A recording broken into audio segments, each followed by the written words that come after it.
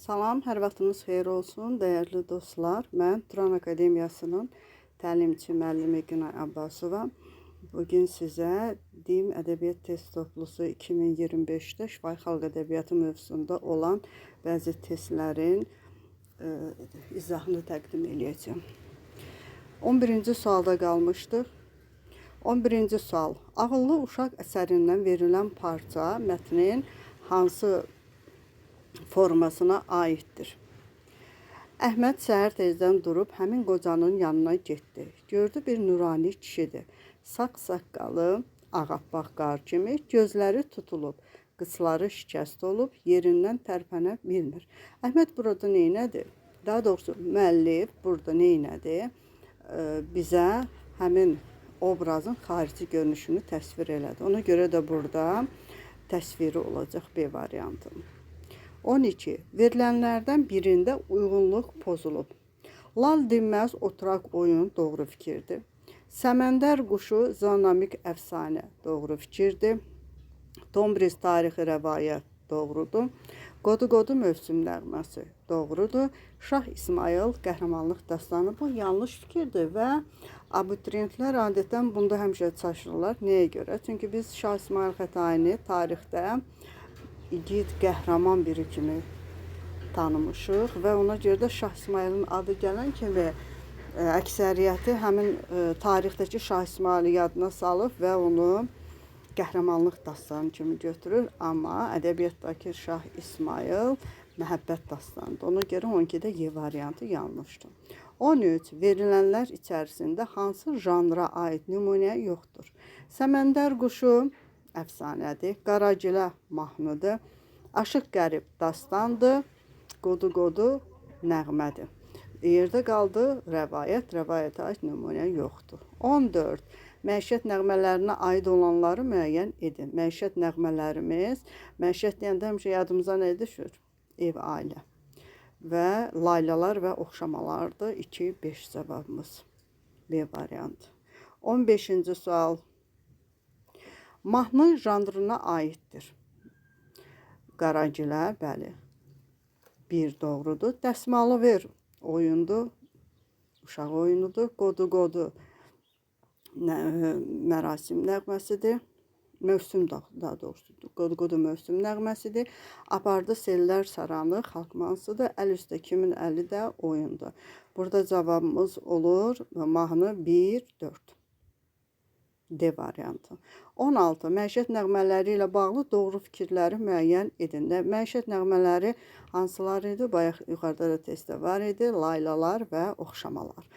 Lirik növün janrıdır. Bəli, layla və oxşamalar lirik növün janrına aiddir. 11. Hecalı şeir formasında yazılır. Tutaq ki, bir dənə nümunə deyin. Balama qurban inəşlər. Balam haçan iməşlər. Görürsünüz ki, 8 hecadan ibarətdir. Qafiyə sistemi sərbəst şəklindədir. Bu fikir də yanlışdır.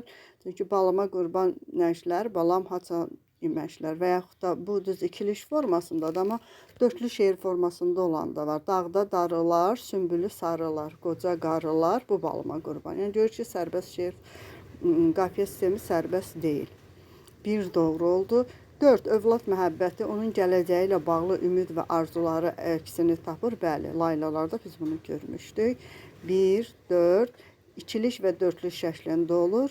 Bəli, bu da doğru fikirdir. İndi burada biz nəyə diqqət yetiririk? Deməli, biz burada həm layla, həm də oxşamadan söhbət aparırıq. Ona görə də, məsəl üçün, ikiliş və dörtlü şəklində olurdu oxşamalar, dörtlük və ya altılıq şəklində olur laylalar. Yəni, ümumilikdə götürəndə məişət nəğmələri ikili və dörtlük şəklində olurmu? Bəli. Cavabımız oldu 1, 4, 5 A variantı. 17. Verilənlər içərisində şifahi xalq ədəbiyyatının hansı janrı haqqında məlumat yoxdur? Müəyyən əşya, hadisə haqqında üstəörtülü şəkildə məlumat verilir. Bu tapmacalara aiddir. A variantını çıxırıq. İkili və dörtlü şəklində olur. Bu oxşamalardır. Özünə məxsus musiqi havası var mahnılara aiddir. İctimai həyatdakı və məişətdəki qüsurları əks etdirən yığcam əsərlərdir. Bu da lətifələrə aiddir. Deməli, burada əfsanələrə aid nümunə olmadı. 18. Şifahi xalq ədəbiyyatına aid olan əsərlərdən istifadə edərək cədvəli doldurun. Ağıllı və müdrik vəzir obrazı var. Ağıllı və müdrik vəzir obrazı biz dərzi şagirdi Əhmədin nağlında görürük. Harda görürük? O zaman ki, Şah Abbas Əhmədi öldürmək istəyəndə vəzir ona deyir ki, bəs sən onu öldürsən, axı yuxusunun sirrini heç vaxt öyrənə bilməyəcəksən. Və sonra bir də son Şah Abbasa nə deyir? Deyir ki, Şah Abbas orada deyir ki, mən qızımı Əhməd kimi birisinə vermək istəmirəm, bəs başqa ölkənin şahları mənə gülər. Orada deyir ki, bu boyda millət yığıldı, o sualların heç birinə cavab tapılmadı. Bir Əhməd o sualların cavabını tapdı. Yəni bu cür Əhməd kimi ağıllı, fərasətli, müdrik biri ilə evlənmək sənə fəxr gətirər. Görürük ki, yəni buradakı vəzir doğrudan da müdrik və ağıllıdır. Deməli, bu oldu 1-ə getdi Y. Baş qəhrəman dünya görmüş qocanın məsləhətinə ehtiyac duyur. Bu ağıllı uşaq ağlındadır. Əhməd nənəsindən soruşur ki, kənddə bir yaşlılardan kimsə varmı ki, onunla məsləhət alım və kənddə bayaqki sualların birində oxuduq təsviri, oxuduq ki, xarici görünüşünü həmin o qocanın yanına gedir və ondan məsləhət alır. Ona görə 2 olur A, 1Y, 2A. Vəzir hökmdarın haqsızlığına dəstək verir.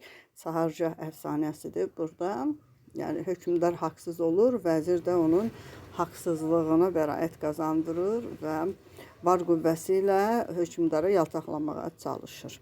Cavabımız olacaq B variantı. 1Y, 2A, 3C. 19-cu sual. Şifahi xalq ədəbiyyatı haqqında yanlış fikri müəyyən edin. Lal dinməz, dəsmal ver, uşaq oturaq oyunlarıdır. Bu yanlış fikirdir. Çünki lal dinməz, oturaq oyundur. Dəsmalı ver, hərəkətli oyundur. Biz uşaq vaxtı özümüzdə dəsmal atdı deyirdik. Həmin oyun hərəkətli oyundur. Yəni, bura sadəcə diqqət tələb edən bir sualdır. Elə bir çətin bir şey yoxdur burada. A variantı yanlışdır. İndi B variantında laylalar və oxşamalar məişət nəğmələrinə aid edilir. Doğru. Əfsanələrdə ağla sığmaz, möcüzəli, fantastik, səciyyəli, qeyri-adi hadisələrdən söz açılır. Doğru. Bayatılar həcmcə kiçik olub dərin fikir ifadə edir. Bəli, siz bunu atalar sözü ilə qarışdırmayın. Atalar sözü məsələlər də kiçik olub həcmcə dərin məna ifadə edir, amma bayatı da həcmdə kiçik olub dərin məna ifadə edir. Deyir, əzizim vətən yaxşı, geyməyə kətən yaxşı, gəzməyə qərib ölkə, ölməyə vətən yaxşı. Burada yəni çox dərin bir məna var. Y variantında deyir ki, mövsüm nəğmələri ilin müxtəlif fəsilləri ilə bağlı olur. Bu da doğru fikirdir. Keçirik 20-ci suala. Verilmiş xüsusiyyətlərə görə janrların ardıcıllığını müəyyən edin. Epik təhkiyə və lirik təqdimat həmişə sintezdə olur. Həm nəzm, həm də nəsr hissələrindən ibarət olur. Bu dastana aiddir. Bir də əvvəl nağıllarda nəzm və nəsr hissələri olurdu, amma indi artıq nağılların əvvəlində pişrov verilmiş kitablarda. Buna görə biz bunu dastana aid edirik.